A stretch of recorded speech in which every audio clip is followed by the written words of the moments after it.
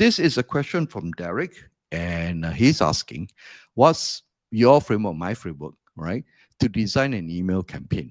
Okay, so how should I do this? Okay, let's try this. So what I do is, for example, let's say if you come to me and say, Sandro, I want to launch an offer, and I want you to, help me design an email campaign, right? So these are the process I will go through. Let's see. Today's drawing is a bit out, but I'm going to try. Let's try this, and you have this. Oops. Okay. Let's try again.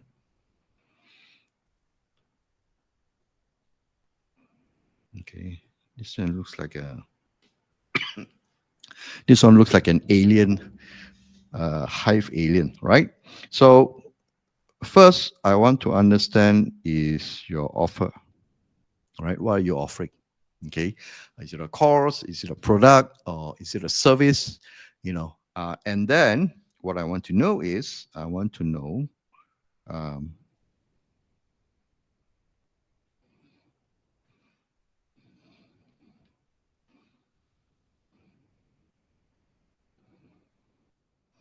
right? How can he help you? In this case, the audience, all right, the target audience, for example, or the people who are receiving this email, which you are promoting to, all right? So how can he help? And finally,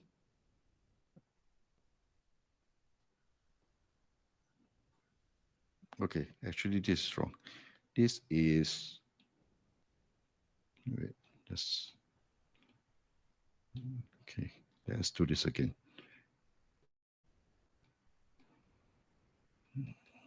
Okay, yeah, correct. So there's a reason why I do this. I'll explain to you in a while. And then what does it do for you? Okay. Now here is how can it help? Remember when I put you here, it is not referring to you, or I mean, if you're the audience, generally it's referring to the audience that they're targeting or they're emailing to. Okay. So in English terms, in layman's term, what does it do is basically the features, right? And in this case, how can it help you is basically the benefits. You always start with this before you even design your email campaign. You got to understand you're building up from the outcome all the way backwards. All right. So you have an offer, and then first you have an offer. Now then you look at what are the features, what does it do for you, and then third, then you look at how can you help. Now once you have this done, and obviously you got to build a list. A point form of all the benefits and features. Okay, so you have some point form of your benefits, and then some point form for your features, right? So you have this, and then you have this. Now, once you have this, as an email writer, it will give you some ideas as to what angles that you can use to write your emails, right? But without this context, you will end up writing, generally speaking, uh, the dreaded sales email. Come and buy, buy, buy, buy, because there's no context. But once you have all this, the benefits and the features, you can now structure stories, you can now structure angles that you can use to craft your email to make it interesting for the end user or for the recipient. So how do I duplicate this? Okay, never mind. Let's go this. So with this, from your benefits and then your features, you can do, okay, here are a few angles. You can use the story method. For example, the origin of the story, why you came up with a particular offer, and how does it help you. And now in return, you're going to use this, the knowledge or whatever that you have, and to help others. Right? That's the story method. You can also do the direct method. Okay, this is at this stage is about the writing part of your emails. Okay, so direct method is basically state the benefits and directly just say this is what I have and this is how I can do for you. Okay, so that is the direct method. You can also use what else? You have story, you have direct. You can also use, for example,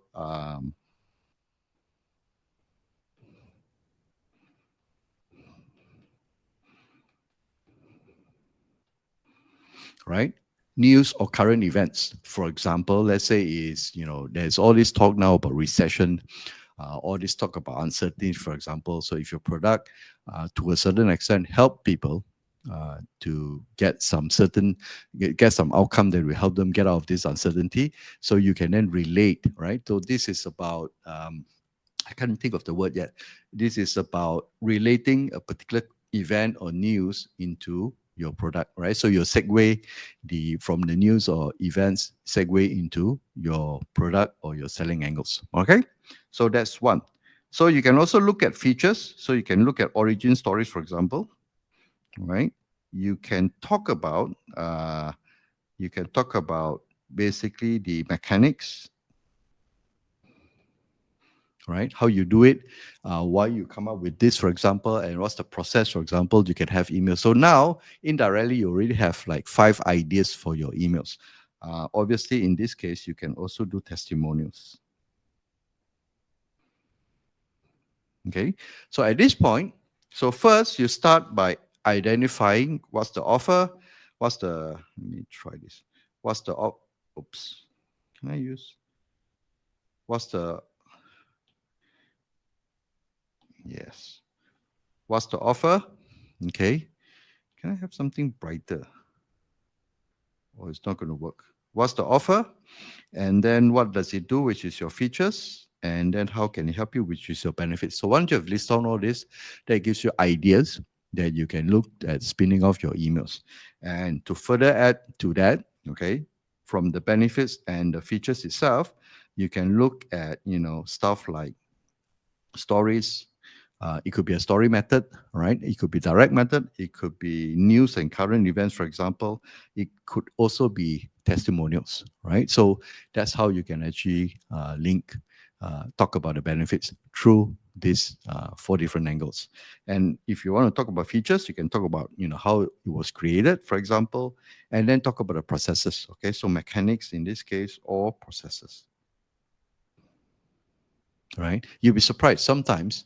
Um, People are drawn into how it was created because they can relate, the issues they have, and they can see that this could possibly be a solution to their problem, right? So sometimes they don't want to look at the behind the scenes to get an idea whether it's something that is suitable for them, right? So these are 5 aspects or 5 angles that you can use to design or write your emails.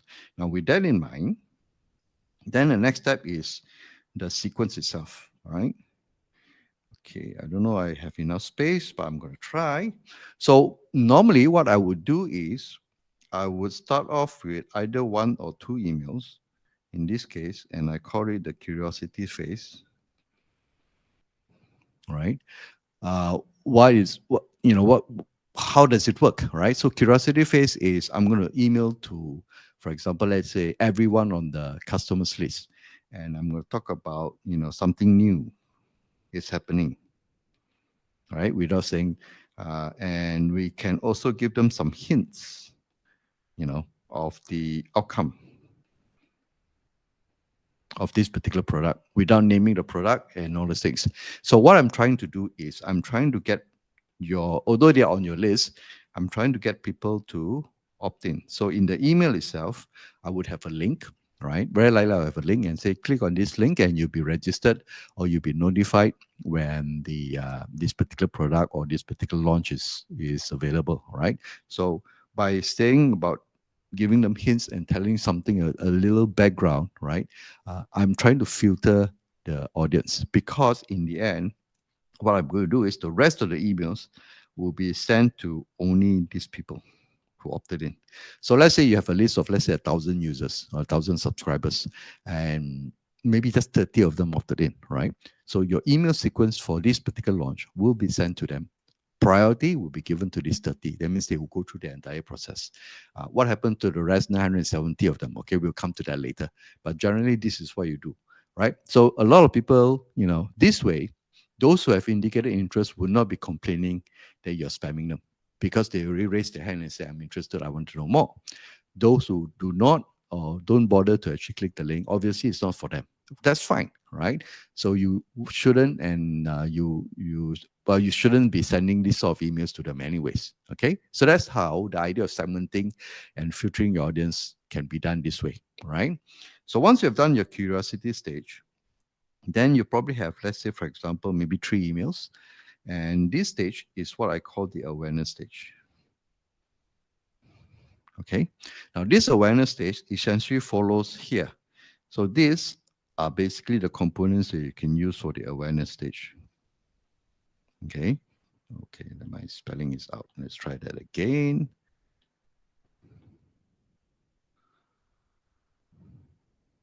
All right, so you have 3 emails. Oops, you have 3 emails that you can build awareness stage. You can talk about the benefits. All right, you can talk about you know, the solutions, for example, you know, the story method and all those things. Oh, one more thing. At this stage, right, the benefits itself, let's do it here. You can also go one step deeper, right, and ask yourself,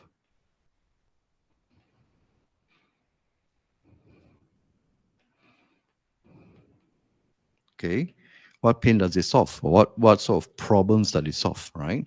And second thing is,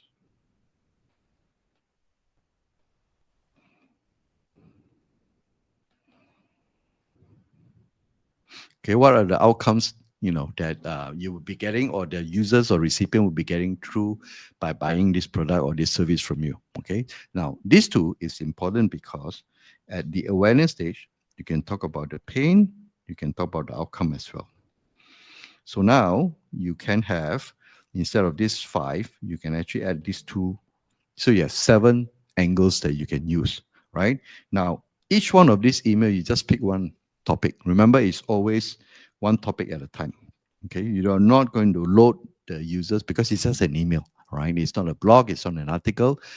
So you have plenty of opportunities. That's why sometimes I would suggest to my clients, you know, either a sequence of 5, 7, or sometimes, if necessary, if we have time, we may even do a sequence of 9 emails, and that gives you a lot of opportunities for you, as your email writer, for example, to actually send this email and let them know, right? One topic at a time.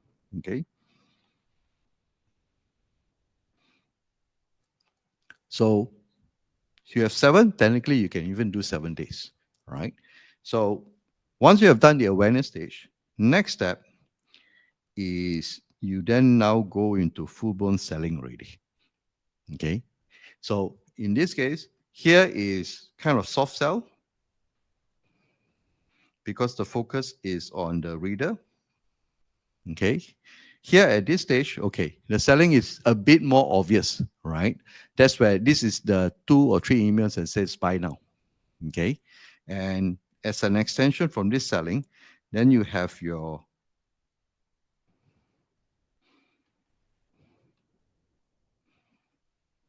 so first you have your curiosity sequence, then you have the awareness sequence, then you have the selling sequence, maybe 2 or 3 emails. So this one is, let's say, 2 emails. And this one you can have either between 3 to 5 emails if you want. And this one you can have between 2 to 3 emails, right? So you have selling sequence, and finally you have your deadline sequence, right? Because as you get closer for your close. Now the assumption here in this case that there's an open card day and there's a closed card day, right? So if it's an evergreen, then you will try to go slow on this deadline sequence. Okay. So if you're doing an initial launch, you should have a close card date, right? So let's say you have a 2 weeks launch runway, and then you just design your emails along for this particular 2 weeks alone. Okay. So if I'm doing, let's say, the 2 weeks, or let's say a 1 week launch runway. So my deadline sequence is I could do a 12 hours notice. I could do a 6 hours notice. Let me try to move this one up. Okay. And then I would do one for 3 hours and maybe the last hour. All right. So you notice that in this case, these are 4 emails in one day. Okay. You are now at this point is full blown, is basically at the foremost stage already. Okay, so you reiterate your benefits, and you tell them, these are the things you get, and these are the outcome that you can deliver. These are the pains that you're going to solve, and then talk about pricing, for example, and it's available within 12 hours, 6, 3, and 1 hour countdown. Okay, so you can now this period you can actually add in your. Where am I going to write this? You can add in your countdown timer, right? The rest of the emails you don't need to because it's too far away. So if somebody reads an email and say that it's like 5 days away, the general human reaction is okay, fine, I've got time. All right. So there's no urgency for it. And neither do you want to create an urgency so early in the early part of the emails. But at this stage, all right, at the last day stage, for example, or maybe last 2 days stage, you can then incorporate your countdown timer. Now it makes sense because you've got 1 day, 6 hours, 12 hours, countdown towards that. So you can actually run this. Okay.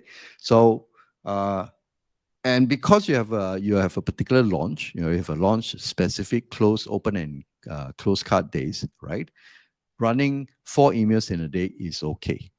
And remember, you are only targeting to the people who have opted in, right? That means they literally have clicked the link and say, I want to know more about this.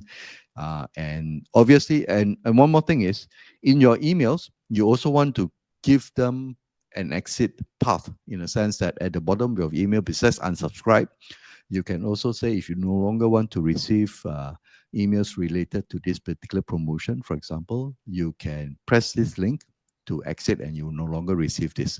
So you want to give your subscribers and you want to show respect to your subscribers as much as possible to give them an exit plan or exit path that if they find that eventually maybe after 5 emails they then discover that, oh no, this is not what I expected, then fine, they can exit without unsubscribing. But without, if you don't add that particular link here, right, inside these emails, then very likely, and there's a possibility that they may unsubscribe, and they have no intention to really unsubscribe from your list, but they just wanted to unsubscribe from this particular promotion sequence. So it makes sense for you to give them an option for them to exit the promotion sequence. Okay, so that's that. Now, to address, for example, we talk about, let's say, 1,030 people opted in. What happened to 970, for example? So for the balance of these people who did not opt in, okay, so you have opt-ins. And opt-ins, you already run your email sequence, right? Your email campaign. So like what wait, let me try practice writing it nicely. Okay, you know that, right? We're talking about this whole thing here. This is the email campaign that you have for the people who opted in. Now, for the people who did not opt in, you can then run a separate campaign, but this is very, you can do it in such a way that it's informational. You can talk about your benefits, and you can even add a matter of, some information or features, for example. You can talk about the pain. You can talk about the outcome. Okay, so these are separate, totally different emails, but it's written in a very soft, non-salesy way, right? And each one of these email, you will have a link.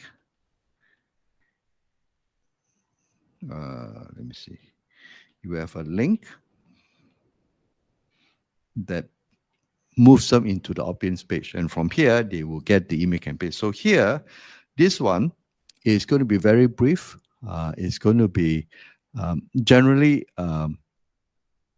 almost at the curiosity stage, right? You want to use the curiosity approach to actually create this so that they would then click and opt in, and then they get the whole email campaign treatment. Okay, so that's how we can do it. So let's say now, in the original example, we've got 30 people out of a 1,000 subscribers. And in the initial stage, only 30 comes in. And after you go through, maybe there's another 50 who may show some interest, or maybe that's curious enough. So now you've got 80 people whom you're going to show the entire email sequence up to the point that they decided to say, stop. All right, then you take them out of the sequence. All right, so that's how, Derek, if you ask me, this is how I would, the framework I would use, these are the framework I would use to actually look at uh, designing an email campaign. Now, obviously, it very much then depends on the offer, right? It depends on the product, it depends on the pricing. So, but you, these don't change, right? You want to look at building a list so that it gives you context as to how you want to write your email, the stories that you're going to use. And then from there, based on the benefits, you can try your story, your direct method, for example, associate news or current events, talk about testimonials. Please make sure that there's testimonials added in, because it gives an assurance to your readers, right, that your products work and there are people using it, right? And then you can talk about features. You can lay down the origin of the features, for example, or talk about the processes, right? For how, the steps that you go through to help them. Okay, and these are basically done at the awareness stage. So you first start off with curiosity, because you want to get people to raise their hand and say, "I'm interested to know more." Okay, based on your brief, I think this is something I could be interested in. So you want them to do this because you want them to opt in into your email campaign. Okay, although they're on your list, doesn't mean that each and every one of them or your subscribers should be receiving this. They have to indicate they have an interest, and then you can move them. So once you've done your curiosity, you can then proceed to your awareness stage. Okay, and then this is where you talk about your pain, the pain that you can resolve, the outcomes, and generally this is a soft sell method, talking about benefits and also the features. And then you have another sequence from there talking about the selling. That's where you may review the pricing, for example. You may also review, let's say, the closing date, right? And in the end, the deadline sequence generally is a series of emails that you can do in one day, right? So you start with 12 hours deadline, 6 hours reminders, 3 hours reminders, and you count down. And this is where you introduce your countdown timers. Okay. So um, that's it. That's how I would craft, and obviously you will have also those who did not opt in the initial stage. You may write a few more emails to try to get them interested, right? And you summarize or do some very brief introduction into the product, for example. And if they're interested, they click on the link, and then you move them into your opt-in, so-called into the email campaign opt-ins. All right, that's where they will receive the full treatment of the email campaign. All right, so that's how I would do uh, an email campaign for a launch. Okay. Hi, and thanks for watching. If you need my help to set up your email marketing engine for your business, just click on the link here and you see a list of services that will help you grow your leads and sales and also increase your profits through emails. I'm looking forward to working with you soon.